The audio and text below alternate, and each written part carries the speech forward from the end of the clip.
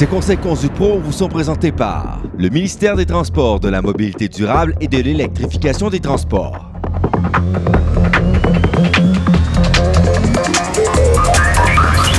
Bertrand, ça fait des dizaines d'années que je conduis. Toi, tu es un expert aussi en conduite automobile. Une autoroute, une voie rapide, ça va bien pour moi, mais un accès à l'autoroute, que je trouve pas ça évident. Non, c'est pas évident parce que souvent, les accès, on a toujours un virage à négocier, donc notre attention s'en va sur le virage. Et là, on regarde à la dernière seconde le trafic qui s'en vient derrière. Or, il faut un peu combiner les deux. Anticiper le virage, essayer de regarder et d'évaluer à quelle vitesse les voitures s'en viennent pour pouvoir s'intégrer dans la voie. Les voitures et camions lourds, là, on s'entend, là, on va rivaliser avec plein de monde. Là. Et il faut savoir que le céder le passage, c'est pas les gens qui sont sur l'autoroute qui l'ont, c'est celui qui va prendre l'autoroute. Dès que vous voyez que vous avez la chance d'une marge ou que vous allez être synchronisé, c'est allez-y, accélérez. Allez chercher la vitesse que les citoyens ont sur l'autoroute. C'est là que ça devient le plus sécuritaire parce que ce qui est dangereux, c'est la différence de vitesse et aussi la confusion que ça peut emmener. Il y a beaucoup de gens qui prennent l'autoroute en se disant, les autres vont se tasser, vont me laisser passer. Non, c'est à vous à céder le passage. Non. Surveille un peu plus loin, tout en jetant un coup d'œil à ta droite.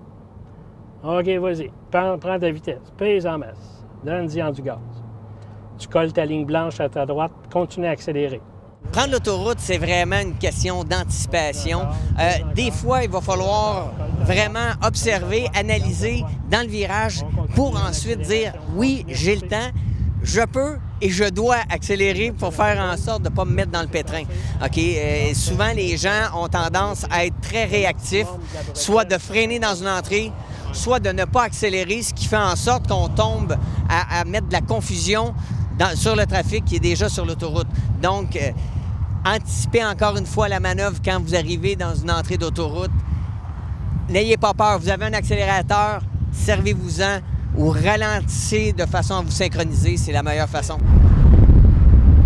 Et on a vu plusieurs beaux exemples, surtout des routiers qui ont l'habitude, ils sont dans le virage, ils anticipent tout le trafic qui peut s'en venir et là, ils se disent, bon, j'attendrai pas que le trafic arrive, j'accélère pour pouvoir justement éviter de créer une confusion et des manœuvres qui pourraient emmener un accident sur l'autoroute. Parce que tu rentres à trop faible vitesse. Exactement. Donc, trop vite, ça peut être dangereux.